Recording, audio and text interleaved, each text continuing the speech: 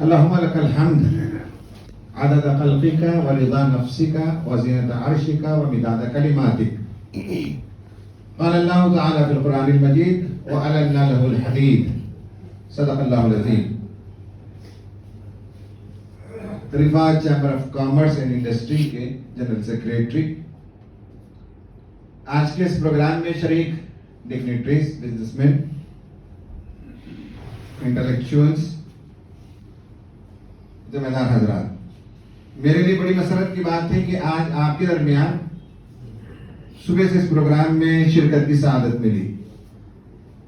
ہماری خواہش ہے کہ ہندوستان کی 18 ریاستوں میں جس طرح سے رفا کام کر رہا ہے، اتر پردیش میں بھی، اتر پردیش مشرق میں بھی یہ ایکٹیو ہو جائے.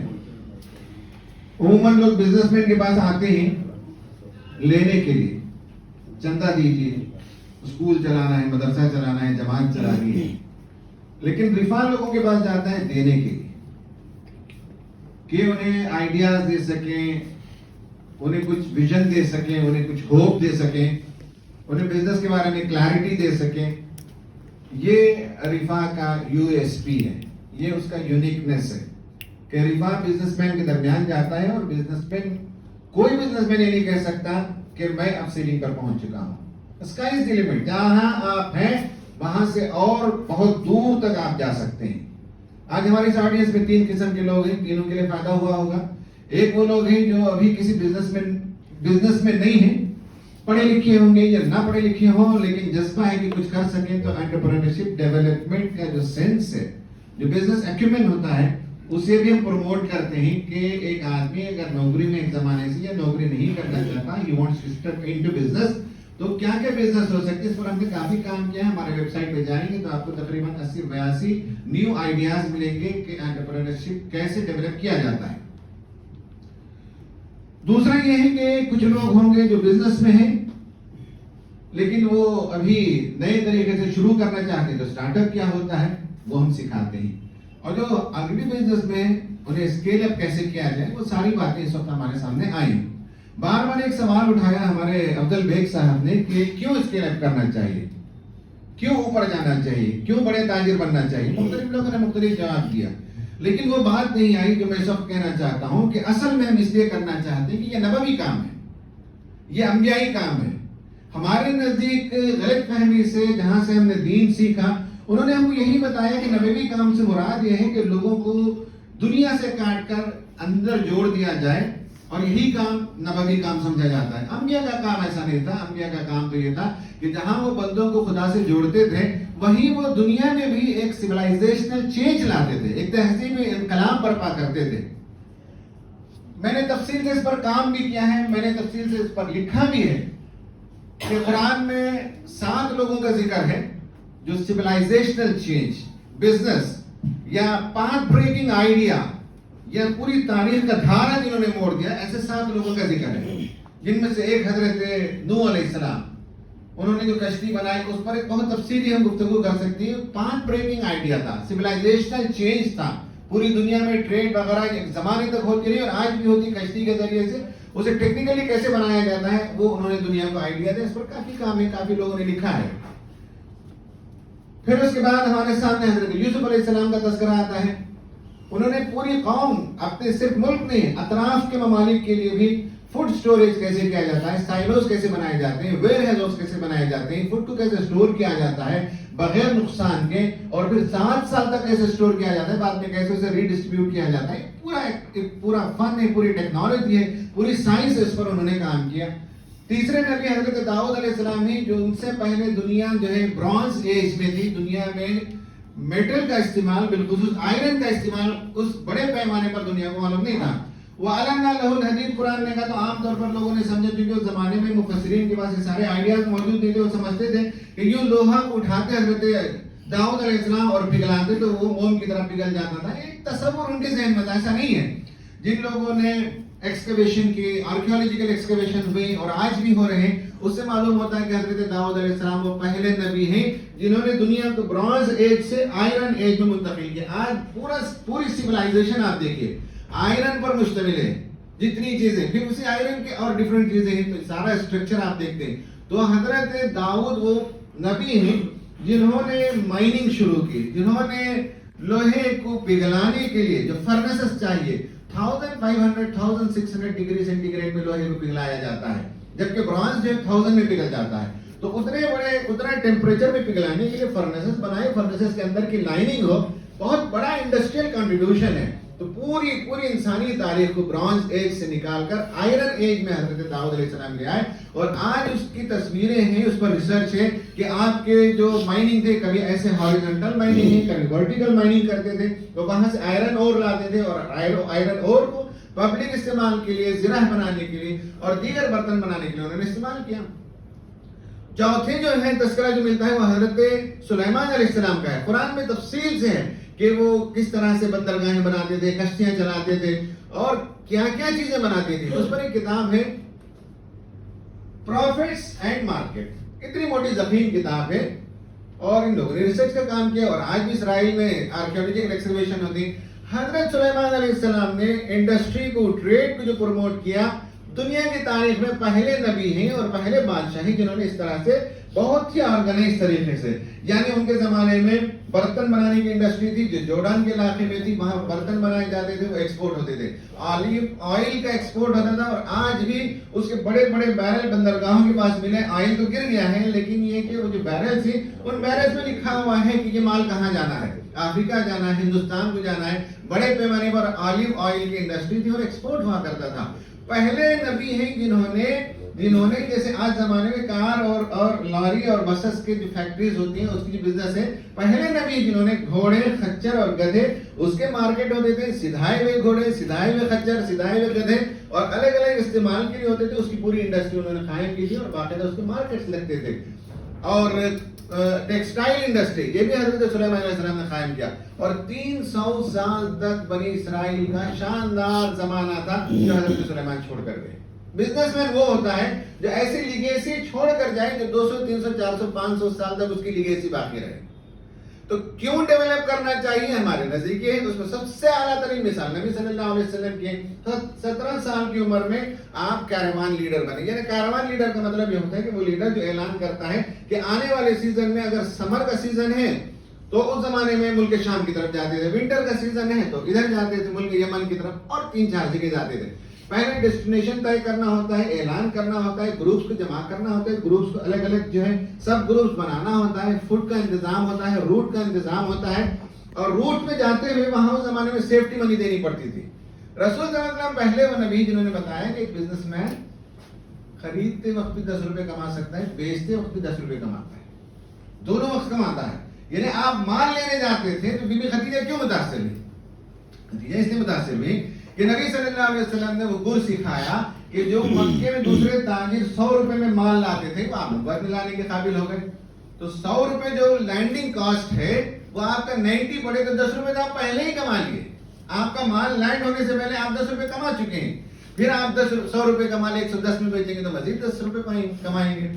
آپ صلی اللہ علیہ وسلم کا جو طریقہ تھا وہ تھا کہ جو اوور ہیڈ کاسٹ ہوتے تھے، جس راستے سے گزرتے تھے اس زمانے میں سیفٹی منی دینی پڑتی تھی. آپ کا بارگیننگ اسٹائل اچھا تھا، کمیونیکیشن اسٹائل اچھا تھا، آپ کی گفتگو اچھی تھی. تو لیڈر سے کس طرح سے بات کر کے کم و بیش کرتے تھے، اس میں ایسا ہوتا تھا بہت سے مرتبہ لوگ وہ سیفٹی منی لیتے ہی نہیں تھے آپ صلی اللہ علیہ وسلم سے، کہتے تھے آگے چاہیے. تو قافلہ جاتا اور آتا تھا، اور کہیں کہیں آپ آدھے ریٹ میں طے کرتے تھے. اس سے پہلے کہ تاجر مان لے کہ صاحب اس علاقے کے لیڈر کو 10,000 روپے دیتے تھے تو آپ 5,000 روپے میں اپنا کام کرواتے تھے. یہ بارگیننگ کا طریقہ تھا، یہ کمیونیکیشن اسٹائل تھا.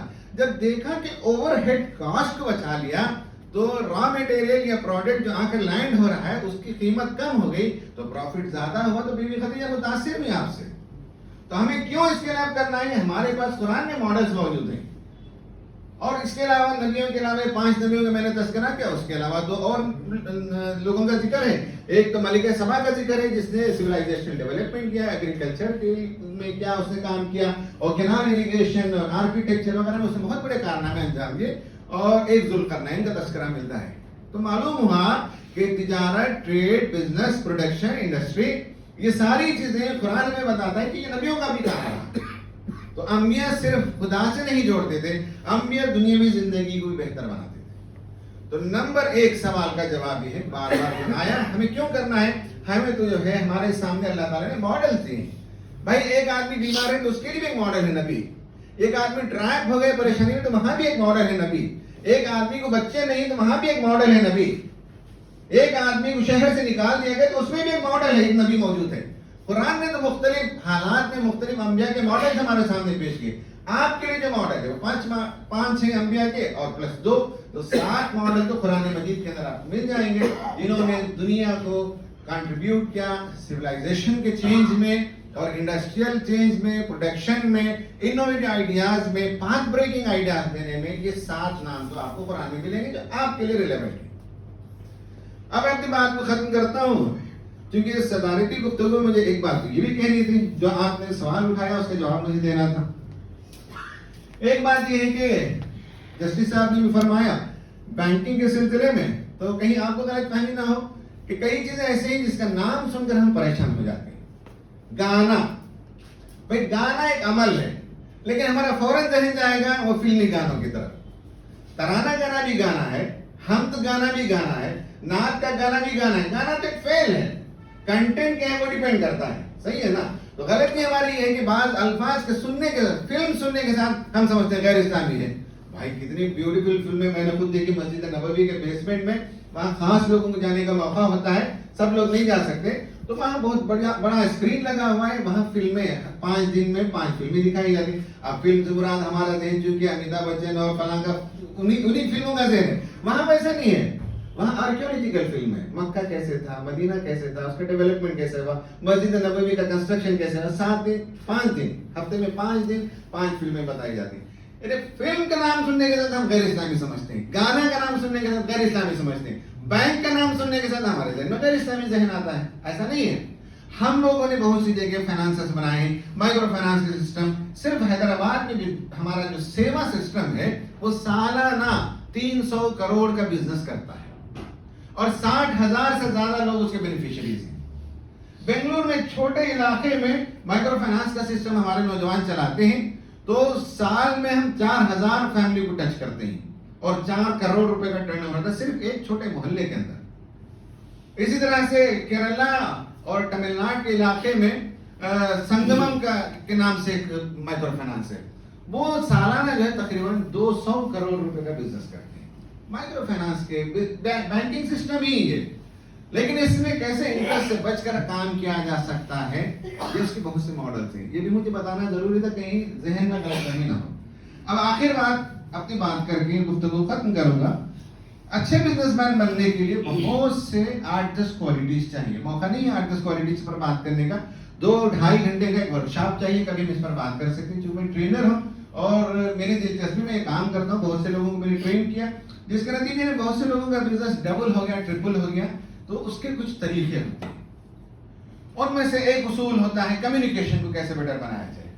کمیونیکیشن کا خاص ماڈل ہے. کمیونیکیشن کا مطلب یہ نہیں کہ آپ کے پاس ووکیبلری بینک وائڈ ہو جائے, آپ کی فلوئنسی ہو جائے, ورڈ فلوئنسی ہو جائے, آپ زور سے بولنے لگے, یہ نہیں کمیونیکیشن. کمیونیکیشن تو یہ کہ سامنے والا جس لینگویج میں, لینگویج سے مراد اردو انگریزی نہیں ہے, لینگویج سے مراد ہر آدمی کا اپنا ایک پرسپشن ہے, اپنی ایک دنیا ہے. اس دنیا کو جب ایکسپریس کرتا ہے تو سم ٹائمز وہ ویژول لینگویج میں بولتا ہے, سم ٹائمز وہ آڈیٹری لینگویج میں بولتا ہے, سم ٹائمز وہ کینیسٹیٹک لینگویج میں بولتا ہے. یہ موضوع میں ہم تفصیل میں نہیں جا سکتے. تو آپ اگر انیبلڈ ہو جائیں کہ سامنے والا ویژول لینگویج میں بات کر رہا ہے تو آپ بھی ویژول لینگویج میں بات کیجیے, تو بزنس آپ کا اچھا ہوتا ہے, کمیونیکیشن بہت اچھا ہوتا ہے. سامنے والا آڈیٹری لینگویج میں بات کرتا ہے تو آپ کو بھی آڈیٹری لینگویج میں کنورٹ کرنا چاہیے اپنے آئیڈیاز کو. ایک لمبی گفتگو ہے کہ کیسے ہم کمیونیکیٹ کریں. دوسرا طریقہ یہ کہ سامنے والے کے مائنڈ کو میپ کریں, ریڈنگ کریں. 8 کیٹیگری کے لوگ ہوتے ہیں, ان میں کچھ لوگ ہوتے ہیں جنہیں ذرا سا آپ گفتگو چھیڑیں تو وہ بات میں بات نکالتے چلے جائیں گے. کچھ لوگ ایسے ہوتے ہیں آپ جتنا بھی انہیں ڈائیورٹ کرنے کی کوشش کریں, وہ کسی چیز سے ٹچ سے بس نہیں, صرف اپنے سبجیکٹ پہ بات کریں. بڑے بڑے آفیسر کے پاس جائیے آپ, وہ اپنے سبجیکٹ کے علاوہ کسی اور پر آپ بات کریں گے تو بھائی صاحب کبھی آئیے بعد میں بات کریں گے, وہ ہوتے ہیں. کچھ لوگ ہیلپنگ ٹینڈنسی. تو آپ کو یہ آئیڈیا ہو یہ 8 کیٹیگری کے لوگوں میں سے یہ بندہ میرا کون کیٹیگری کا, اس کے مائنڈ کو میپنگ کریں اور اس کے مطابق آپ بات کرنا شروع کریں گے تو آپ کا کمیونیکیشن بہت اچھا ہوگا. بزنس کے لیے بھی ضروری ہے. کنکلوڈ کرتے ہوئے صرف 2 باتیں بتاؤں گا. نمبر 1 یہ ہے کہ ہم میں سے بہت سے لوگوں کے اندر لمیٹنگ بلیف ہوتی ہے.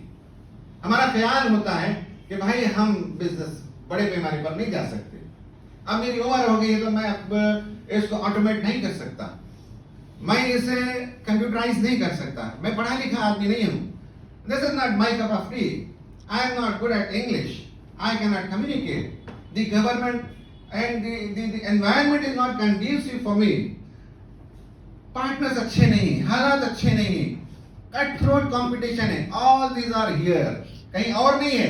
यहाँ हमारे जहन में इसी कट थ्रोट कॉम्पिटिशन में दुनिया में बिलियनर बनते हैं, इसी गवर्नमेंट के हालात में लोग बिलियनर बन जाते हैं, हम क्यों नहीं बन सकते? So this is called as limiting belief. This is a belief which you have inside your mind. This does not exist outside, and this limits you. ये आपको ऊपर उड़ने के लिए नहीं देता. ये आपके अंदर ख्याल है कि मैं ये नहीं कर सकता. चाहे तो इंसान बहुत कुछ कर सकता है, बहुत कुछ कर सकता है. तो ये इंसान की गलत फहमी है कि साहब मेरी उम्र हो गई, मुझे अंग्रेजी नहीं आती, मुझे टेक्नोलॉजी नहीं आती, मुझे बच्चे नहीं है, गवर्नमेंट का तरीका सही नहीं है, ऑफिसर सही नहीं है, पार्टनर सही नहीं है, पैसे नहीं है. ये सब लिमिटिंग बिलीफ है. अगर लर्निंग करना शुरू करेंगे तो यू कैन लर्न एवरीथिंग. आप कहेंगे पैसे नहीं है, तो कोई आदमी आपको पैसे दे सकता है. आप कहेंगे मुझे पैसे कमाना नहीं आता, तो ये लिमिटिंग बिलीफ है. एक साहब ने मुझसे कहा कि अमीन साहब, money always comes in a hard way to me. It's a limiting belief. आसान से भी आप पैसे कमा सकते हैं. एक बंदे ने कहा मुझसे, अमीन साहब मैं ऐसा आदमी हूं कि सोने पे हाथ लगाता हूं तो मिट्टी बन जाता है. कुछ लोग उल्टा होते हैं ना, मिट्टी पे हाथ लगाते हैं तो सोना बनता है. कुछ लोग सोने पे हाथ लगाते हैं तो सब मिट्टी बन जाता है, सोना नहीं बनता, वो मिट्टी बन जाता है वो आइटम. तो ये सब लिमिटिंग बिलीफ है. इस लिमिटिंग बिलीफ को चैलेंज करना है कि I can do it, this is my cup of T, let me have a try. जब वो कर सकते तो मैं क्यों नहीं कर सकता? दुनिया में यही है भाई, जब वो कर सकता है तो मैं क्यों नहीं कर सकता? जो पॉसिबल इंसान के लिए है तो मेरे लिए भी पॉसिबल होना चाहिए. If he can do it, I can do it. तो चैलेंज दोस बिलीव्स, ब्रेक दोस बिलीव्स. ये वो बिलीव्स है जो इंसान को बिजनेस में आगे बढ़ने नहीं देती. तो नंबर एक ये है कि एग्जामाइन योर बिलीव्स. आपके जो ख्यालात थे बिजनेस के बारे में कि मैं नहीं कर सकता, ये मेरे लिए मुमकिन नहीं है, ये मेरे लिए रास्ता खुला हुआ नहीं है, ये गलत है, ये लिमिट करेगा आपको, इसे चैलेंज करना पड़ेगा. Break the shackles. तो इसे ब्रेक करना पड़ेगा. नंबर एक. नंबर दो ये है कि थिंक डिफरेंटली. हमेशा डिफरेंट सोचना. ये तरीका अगर बिजनेसमैन को आ जाए कि डिफरेंटली सोचना शुरू कीजिए, तब बिजनेस में कोई नई राह खुलती है. आप अगर जिस तरह से आम लोग जिस डगर पर सोचते हैं उसी डगर पर आप भी सोचने लगे तो आप एक बिजनेसमैन, इनोवेटिव बिजनेसमैन नहीं बन सकते. देखिए कि बहुत लंबी कहानी है. जंग कादिसिया के मौके पर कई मर्तबा जो वहां का जिम्मेदार था यासगर, वो रुस्तुम, इन लोगों के साथ मुसलमानों की जो है मुलाकातें हुई, कई मीटिंग्स हुई. साद बिन अबी वक़ास रज़ियल्लाहु ताला अन्हु उनके सिपह सालार थे. एक मर्तबा यासगर ने कहा कि भाई आप तुम अपना एक ग्रुप भेजो, हम भी बात करना चाहते हैं. तो ग्रुप में 8-10 लोग थे. आसिम बिन अमर और बहुत से लोग थे. तो बातचीत हुई तो बहुत सख्ती से उन्होंने गुफ्तगू की. भाई तुम अरब के लोग हो, तुम्हारे अंदर कौन सी काबिलियत और सलाहियत. उसमें है, उस तकरीर में है कि ग्रीक, उनकी जो एक तहजीब है, वो अगर यहाँ आते तो कोई बात है. रोमन सिविलाइजेशन, उनकी एक सिविलाइजेशन थी, वो अगर यहाँ आते तो कोई बात थी. हिंदुस्तानी, उनकी एक तहजीब थी, वो यहाँ आते तो कोई बात थी. तुम कौन हो अरब के लोग? तुम बद्दू हो, उज्जड़ हो, गवार हो, सहरा नशीन लोग हो. तुम क्या करना है? इतनी बड़ी सिविलाइजेशन थी, दुनिया की मोस्ट एडवांस सिविलाइजेशन थी. उसमें गुफ्तगू हुई तो आखिर इत्मीनान नहीं हुआ. लोगों ने कहा नहीं, अब हम तो जंगी करेंगे. जाते वक्त बादशाह ने कहा कि मिट्टी एक टोकरी में भरो, इसके सर पर रखो. तो हजरत आसिम के सर पर मिट्टी का टोकरा रखकर बाहर निकाला गया. जब साद बिन अबी वक़ास रज़ियल्लाहु ताला ने देखा तो कहा कि ये खुशखबरी है कि सरजमीन जो है हमारे हाथ में आ गई. सरजमीन की मिट्टी जो है हमारी मुट्ठी में आ गई है. Think differently.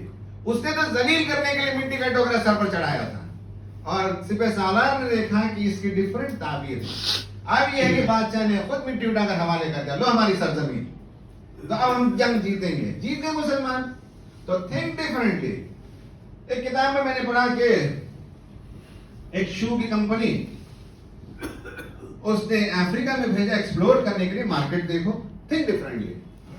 तो एक एग्जीक्यूटिव गया, रिसर्च किया, आकर बताया कि सर यहाँ हम शू की इंडस्ट्री चला नहीं सकते, शू का कारोबार नहीं कर सकते, इसलिए कोई बंदा पहनता ही नहीं है.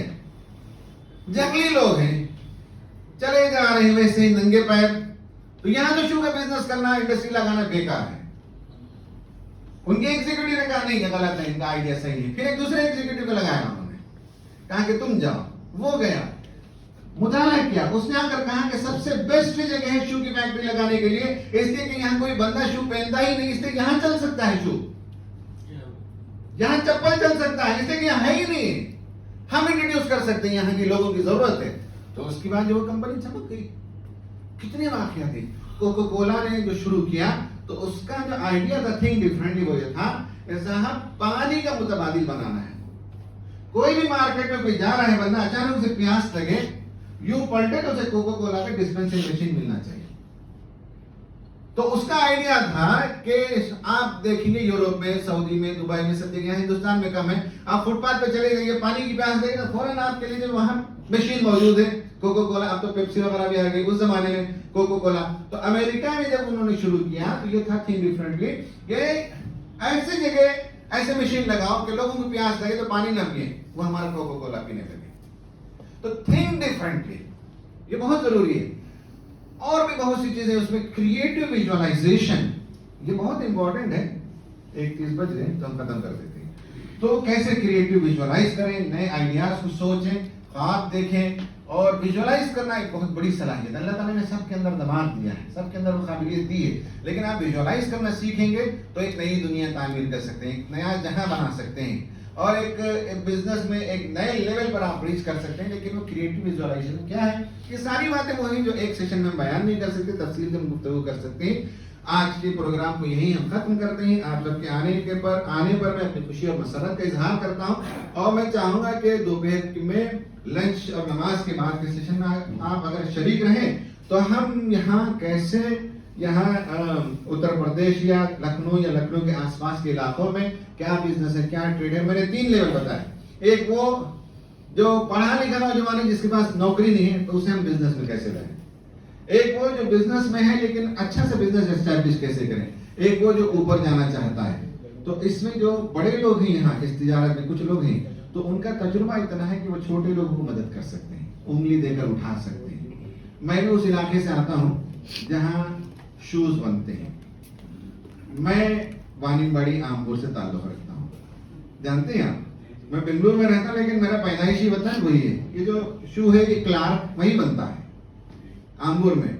आमपुर वानीबाड़ी में एक फैक्ट्रियां ऐसी हैं जहाँ 2-2, 3-3 विलेजेस अंदर आ जा सकते हैं। इतनी बड़ी बड़ी फैक्ट्रियां हैं, और यूरोप के लिए वहां से एक्सपोर्ट होती है। सही है ना।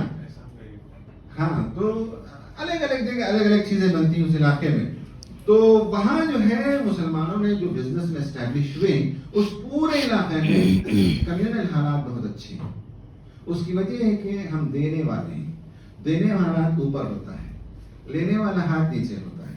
उस पूरे इलाके में भी किसी ने बताया 1992 बाबरी मस्जिद की शहादत के वक्त मुझे याद है कि वहां मुसलमानों के 110 टैनरी हमारे टाउन में। कुछ लोग फिरका परस्त लोग आगे बढ़े जलाने के लिए, तो गैर मुस्लिमों ने उस पूरे इलाके को घेर लिया और कहा कि हमारी लाशें पहले गिरेंगी, उसके बाद तुम फैक्ट्री को टच कर सकते हो। कोई और किसी और ने प्रोटेक्ट नहीं किया, न पुलिस फोर्स थी, न मुसलमान थे, न बिजनेसमैन थे। गैर मुस्लिम जो वहां काम करते हैं। सोसाइटी में जब आप देते हैं तो आपका मुकाम ऊंचा होता है, लेते ही तो नीचे मुकाम होता है। तो देने वाले बने, ऊपर वाले बने। ये पूरा इलाका हमारा, वहाँ बिजनेस बहुत अच्छा है, फाइनेंशियली बहुत अच्छे हैं मुसलमान। इसके नतीजे में कम्युनल हालात भी बहुत अच्छे होते हैं। हुकूमत पर भी मुसलमान वहाँ असरअंदाज होते हैं, हालांकि 6% है तमिलनाडु में, लेकिन आप आकर देखिए वहाँ, तो वहाँ हुकूमत भी उनका से होता है, बहुत मुकाम में ऊंचा मुकाम होता है। तो बिजनेस में कैसे उत्तर प्रदेश में मुसलमानों को पावरफुल बनाए, हेवीवेट बनाए, डोनर्स बनाए, देने वाले बनाए, सोसाइटी को कंट्रीब्यूट करने वाले बनाए, तो ये काम आपका है। दोपहर के सेशन में इंशाल्लाह हम तफसील से गुफ्तगू करेंगे। वाखिर दावाना अनिल हम्दुलिल्लाह।